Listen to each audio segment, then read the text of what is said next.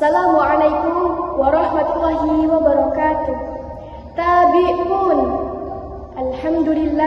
Alhamdulillahi rabbil alamin wa bihi nasta'in wa ala umurid dunya waddin.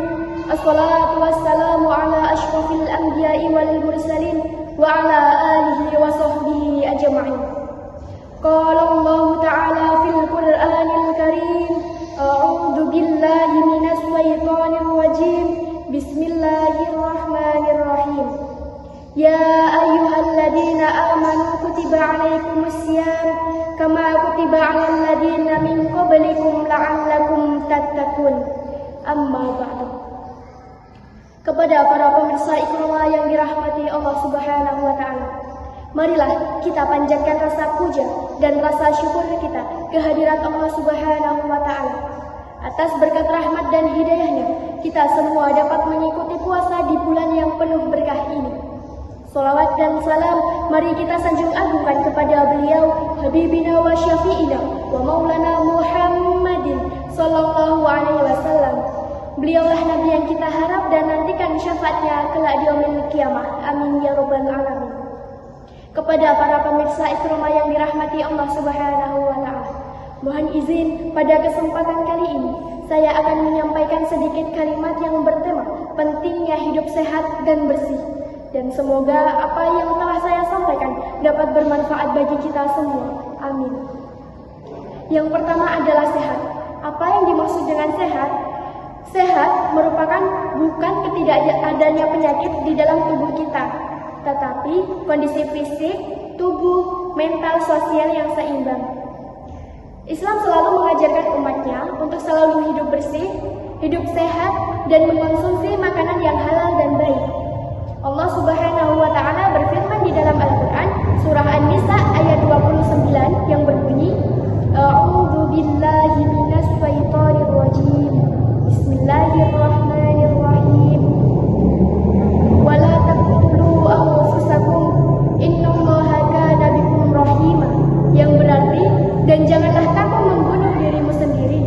Sesungguhnya Allah adalah Maha Penyayang kepadamu. Ayat ini menjelaskan bahwa kita sebagai seorang muslim diwajibkan untuk selalu hidup bersih dan menjaga dan merawat tubuh kita, karena tubuh adalah amanah dari Allah Subhanahu wa taala yang harus dijaga dengan baik. Rasulullah Shallallahu alaihi wasallam adalah tauladan manusia, bukan hanya dalam kehidupan beribadahnya, tetapi dalam kehidupan kesehariannya. 3 hidup sehat ala Rasulullah Shallallahu alaihi wasallam. Yang pertama, menjaga pola makan. Rasulullah Shallallahu alaihi wasallam selalu mengkonsumsi makanan yang halal dan baik. Rasulullah Shallallahu alaihi wasallam selalu makan secukupnya dan menghindari sesuatu yang berlebihan. Selain itu, beliau juga rutin berpuasa sunnah. Kemudian yang kedua, menjaga kesehatan tubuh. Rasulullah Shallallahu alaihi wasallam selalu menjaga kesehatan tubuhnya sehingga kesehatannya pun terjaga dengan baik. Contohnya, yang pertama, beliau selalu menyempurnakan wudunya. Kemudian yang kedua, beliau selalu mencuci tangan hingga sela-sela jarinya. Hal ini menyebabkan bahwa beliau selalu sehat dan terhindar dari masalah pencernaan, meski beliau selalu makan menggunakan tangan. Kemudian yang terakhir adalah menjaga adab ketika makan dan minum. Rasulullah Shallallahu alaihi wasallam selalu menjaga adabnya ketika makan dan minum. Contohnya, beliau selalu berdoa ketika sebelum makan dan minum dengan posisi duduk. Makan dan minum dengan posisi duduk sangatlah penting dalam tubuh kita, karena makanan dan minuman yang sehabis kita makan akan tercerna baik di dalam tubuh kita. Kemudian yang kedua adalah bersih. Apa yang dimaksud dengan bersih? Kebersihan merupakan salah satu ajaran penting di dalam Islam. Rasulullah SAW bersabda, kebersihan itu sebagian dari iman. Hadis riwayat Muslim.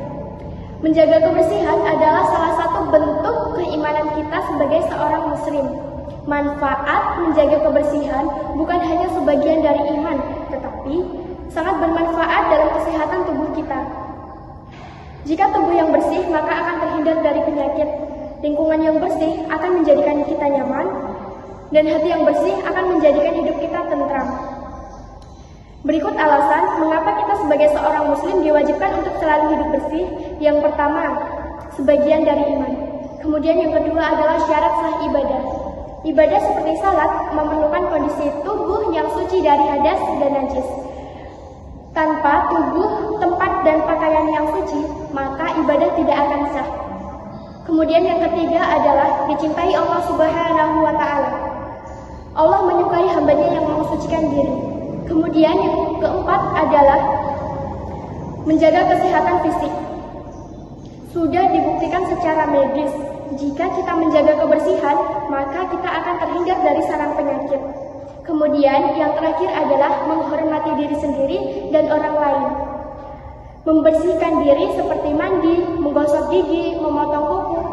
Ini hal sepele, tetapi kita harus melakukan itu agar orang di sekeliling kita akan nyaman dengan adanya kita. Sebaliknya, dengan kita sendiri, kita akan nyaman dengan tubuh kita sendiri. Marilah para pemirsa Ikromah yang dirahmati Allah Subhanahu wa Ta'ala, kita terus untuk menjaga kebersihan dan kesehatan tubuh kita agar kita mendapatkan cinta dari Allah Subhanahu wa Ta'ala. Mungkin hanya ini yang dapat saya sampaikan, kurang lebihnya mohon maaf yang sebesar-besarnya dan kepada Allah saya mohon ampun. Saya akhiri, wallahu muwaffiq ila aqwamit thoriq. Wassalamualaikum warahmatullahi wabarakatuh.